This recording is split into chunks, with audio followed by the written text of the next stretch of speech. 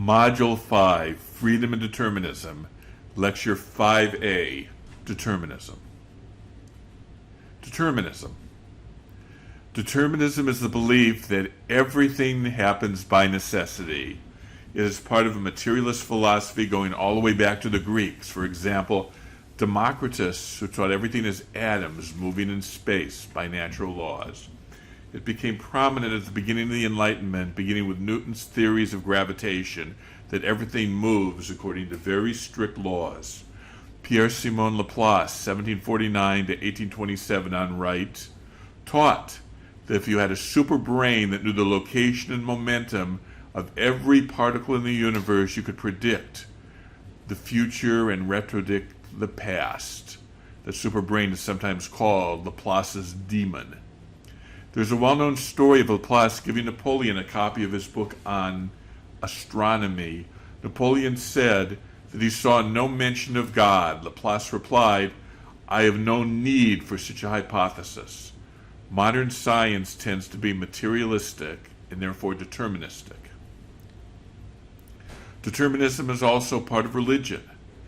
When the Bible says that God hardened Pharaoh's heart, it seems to indicate that Pharaoh had no choice. Religious thinkers have struggled with this dilemma. If God is omniscient, God also knows the future, so God knows what we are going to do. God knows what we will eat for breakfast tomorrow. Therefore, we truly do not have free will. Scientists have also raised challenges to free will. For example, Benjamin Libet, 1916 to 2007, in a famous experiment in neuroscience, challenged the idea that conscious decisions affect neural actions. He found that neuron actions begin with the brain 350 milliseconds before the subject made the conscious decision to take such an action. He had people move their hand and record exactly when they made the decision and discovered the brain started working before the hand moved. The body had decided before the mind is even aware of taking action. The mind has time to inhibit the action, but not time to initiate it. Science seems to point toward the brain working on its own before the will kicks in. The Leopold and Loeb case. In May 1924, two wealthy young men, Nathan Freudenthal Leopold Jr., 19 years old, and Richard Albert Loeb, 18 years old, kidnapped and murdered 14-year-old Bobby Franks in Chicago. They were trying to get away with the perfect crime. They had nothing against Bobby, but were deeply influenced by the writings of Friedrich Nietzsche, who taught an ethics of personal power and avoiding what he called the slave morality of Europe. They wanted to prove their intellectual superiority, but Leopold lost his eyeglasses when they dumped the body. The glasses were tracked to him, and the two boys were arrested.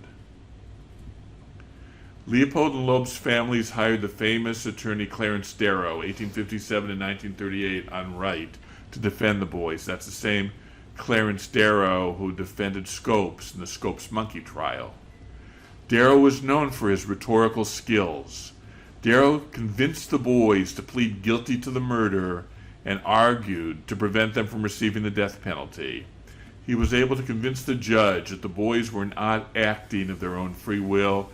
They were the victims of their own genetic predispositions and their upbringing. Darrow gave a long, impassioned speech for the defense that is still studied in law schools. Here are two short pieces of Darrow's speech. "Your Honor, I am almost ashamed to talk about it. I can hardly imagine that we are in the 20th century, and yet there are men who seriously say that for what nature has done, for what life has done, for what training has done, you should hang these boys." Notice he blames nature. Why did they kill little Bobby Franks? Not for money, not for spite, not for hate. They killed him as they might kill a spider or a fly, for the experience.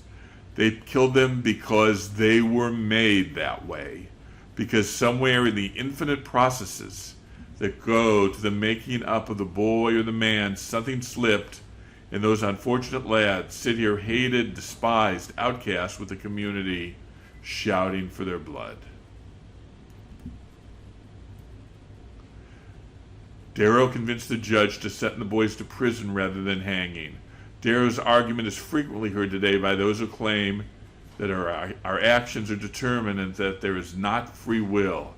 Why should we punish people who acted out of predetermined necessity rather than free will?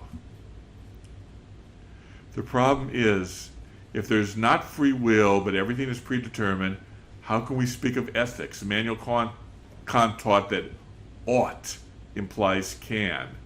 If you ought to do something, it means you can do it as opposed to something else. We cannot speak about what we ought to do unless we assume we can do it. Ethics is based on choosing good over evil. Philosophers speak of an agent acting out of free will. What if we have no choice?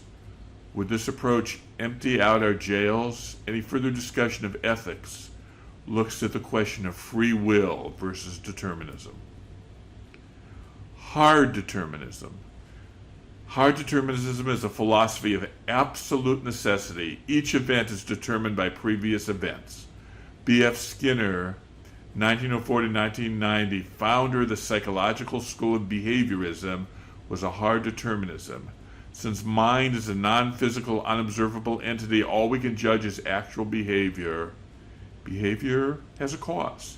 Everything has a causal explanation. Sigmund Freud also believed a kind of hard determinism, saying that everything is caused by unconscious drives. To quote one book, the ego, more or less the conscious self, is nothing more than a facade masking a ferocious struggle between the id, the antisocial animal self that wants it now, and the superego, the irrational, naysaying, guilt-spawning social conscience.